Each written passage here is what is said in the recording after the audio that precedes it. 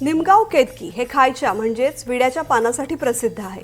एकेकाळी या भागामध्ये सुमारे 80 एकरपेक्षाही जास्त भागात पानाचे मळे होते, पण पाणी आणि कामगारांची अनुपलब्धता याशिवाय आर्थिक गणित जुळत नसल्यामुळे आता अतिशय कमी पानमळे शिल्लक आहेत।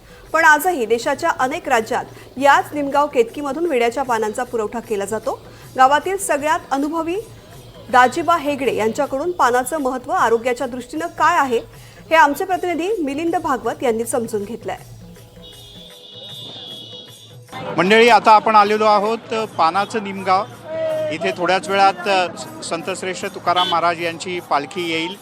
हे प्रसिद्ध आहे खायच्या पानासाठी आणि एक काळ असा होता की इथे खूप मोठ्या प्रमाणात पानमळे होते, पण आता ते कमी झालेत। पण या विषयातले काही तज्ञ आहेत आणि ज्यांच्यातर्फे आज वाटप होत आहे तेही आपल्यासोबत आहेत। माऊली रामकृष्ण हरी, तुमचे पहिल्यापासून मळे होते का आता तुम्ही विकत घेऊन वाटताय? पहिले मळे होते आमचे, पण आता विकत घेऊन वाटतोय। आमच्या वडील आमचे सगळे पानाचा मळा होता आमचा पहिला, तो आता नाही, पण आम्ही आता स्वतः विकत घेऊन पानं वाटतो आम्ही।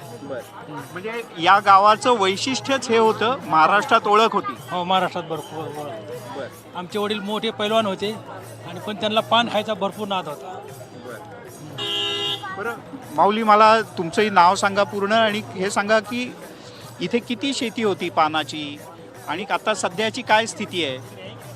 पूर्वी काय होतं, हे सगळं पानाचं लिमगाव जे होतं ही सगळं पानमळीच होती। जवळजवळ 100-50 एकर या परिसरात पानमळं होतं आणि परंपरा ही पुढं चालली अजून आणि टिकवून धरली। काय लोकांनी टिकवून धरली, काय मोडले गेले ती। बरं काय होतंय आता, ह्या दुष्काळ पडतोय, दुष्काळामुळं पाण्याअभावी ही कमतरता म्हणजे जाणवायला लागली या पानाची। पण मग समजा एक 15-20 वर्षांपूर्वी 100 पानमळे इकडे होते, तर आता किती राहिलेत शिल्लक? आता शिल्लक राहिल्या समजा इथं गावाच्याकडे एक 50-40 पानमाळी शिल्लक राहिल्या पाण्यामुळं।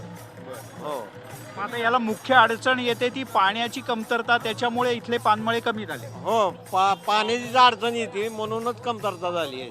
तेव्हा माऊली, ही याची ओळख आहे, पण याची ही ओळख जपायची असेल तर इथे पुरेशा प्रमाणात पाणी या सगळ्या शेतकऱ्यांना मिळणं आवश्यक आहे। स्थिती आत्ताही अशी झालेली आहे की महाराष्ट्रातला कामगार कमी प्रमाणात मिळतो आणि अन्य राज्यातला कामगार इथे मोठ्या प्रमाणात येतो आणि केवळ त्यांच्याच आधारावरती इथलं हे पानाचं या शहराचं स्थान अद्यापही टिकून आहे।